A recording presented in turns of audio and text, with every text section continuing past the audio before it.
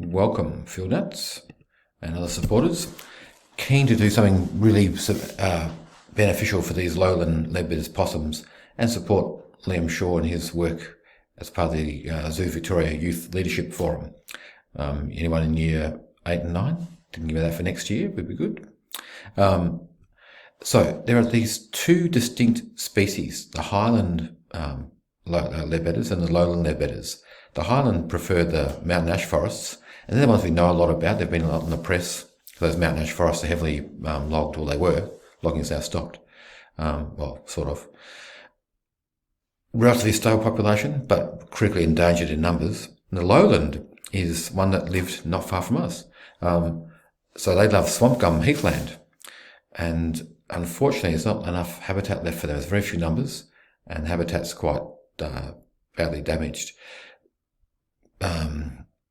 Dan at the zoo was talking about finding about 30 individuals before they started breeding, and now they've got about 30 odd pairs. So they're slowly building up numbers, but they don't have places to put them. So they used to occur where we live. Here we are on the far western extremity of their old range, which was across the top here of Western Port Bay, leading up into the foothills, and into those areas where we find the highlands. So as you can see in this space, it's all agricultural land.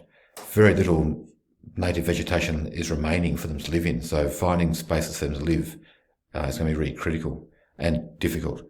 Probably better chances here in the foothills where there's some remnant vegetation than down here. Around Woodleigh looks okay. There's all scattered spots through here, but most of it's now agricultural land. So what do they need? Well, they require abundant hollow sites, which we don't have in the reserve. Our trees are too young, but we can put in nesting boxes. Up to 12 will share a nesting box.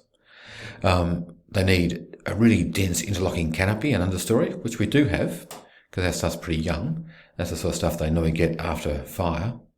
They need acacia species for sugary sap. We got those.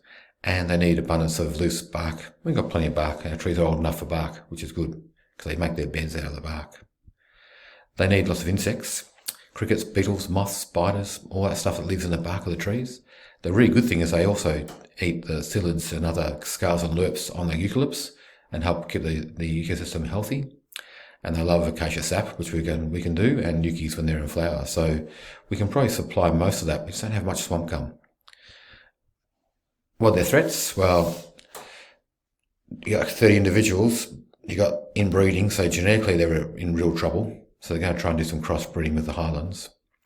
They need a suitable habitat free of cats. We've got a predator-proof fence, which is why I've been talking to them about us.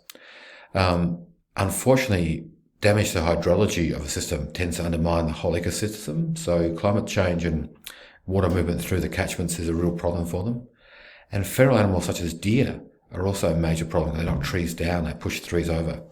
So they're quite damaging to the ecosystem they need. They're tiny little animals that crawl. They're not gliders, they're possums, and they crawl from tree to tree, and they really need them close together. So they're dense.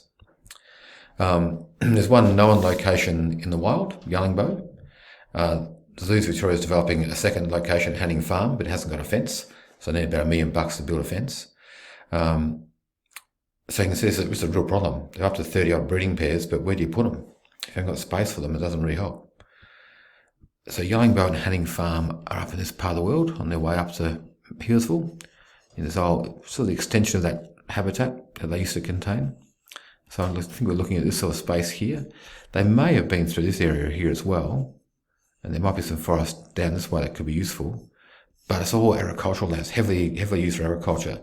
Those remnant bits of vegetation are really small, few and far between, and they're not fenced. Cats remain a problem.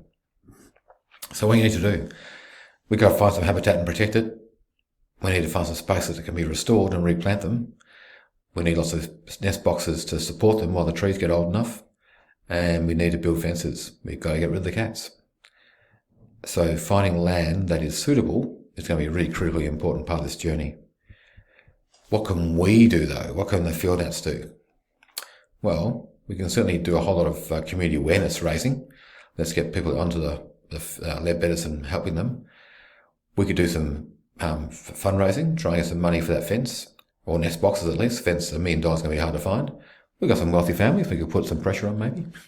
But certainly we need to do some fundraising and community awareness. We could offer to help with tree planting, because I do need to do tree planting, of course, some of these sites, and we're quite good at tree planting. We've built a few fences too, so maybe to help with the fence construction. I have offered space here as a temporary host, but we aren't SARS accredited, so it's quite hard for animals to move between ZooSvic and non-SARS places these days. But we should put some pressure on there and see what we can do. And I reckon we should be reaching out to our families. We've got families who own land. How many might have suitable habitat that they may be prepared to fence or at least re-establish for leadbetters? So I'm really looking forward to finding a team of Field Gnats keen to help with this project. So if you're keen, let me know. Let's see what we can do. It'd be really good to have a big win for the leadbetters. And that's me for now.